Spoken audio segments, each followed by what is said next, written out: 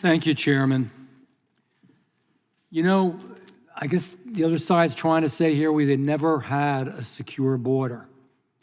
Never had it, but we know better. The American people know better. They feel it, they see it, they hear it, they see it in their neighborhoods. They're watching Americans get killed, cities decay, budgets explode in towns, cities, and counties, and in states. The president, this president, President Biden, changed that. Let's just tell the real story of what happened. He ran on it. He spoke about it. He bragged about it. He let Title 42 lapse. He didn't stop catch and release. And he didn't continue with the Remain in Mexico policy. He didn't do his job. I'm not saying he can do every single thing, but what I am saying is what people know, what you all know, which everybody watching this knows, it's gotten much, much worse with this president on purpose.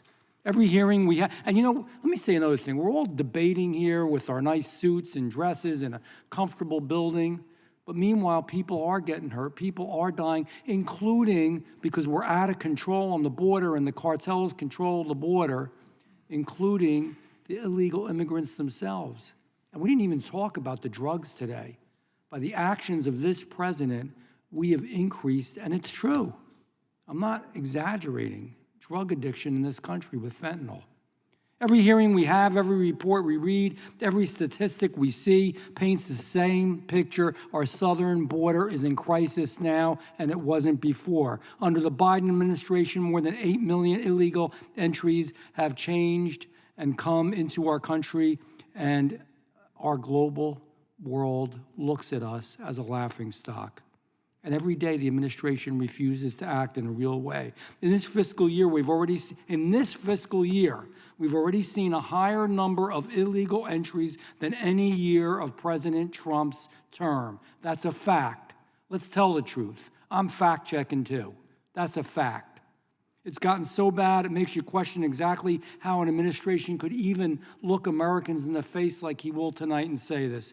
But when they ignore every law they can and dismantle every effective policy they can, there can be only one conclusion, and it's to change the country. And it's to change it in a way that you all can't deal with and you're not here tonight, but it's to change the Electoral College and to change congressional redistricting. That's the real world. This administration's policies not only failed the law, they failed Americans. And how many innocent Americans are they going to allow to be harmed or even murdered? And we can't fix it with half-hearted attempts. The Senate bill, a bill that doesn't build the wall, a bill that doesn't completely end catch and release, a bill that would pay hundreds of millions of dollars to NGOs that help illegals subvert our laws. It's a bad bill. The only thing worse than where we are now is to pretend that you do something, and I don't give a damn if you're a Republican or a Democrat. Don't pretend to do something and do nothing. That's what that bill was. It was a political tool. Tom Homan. Mr. Homan, in your view, why have the numbers of illegal entries exploded since President Biden took office?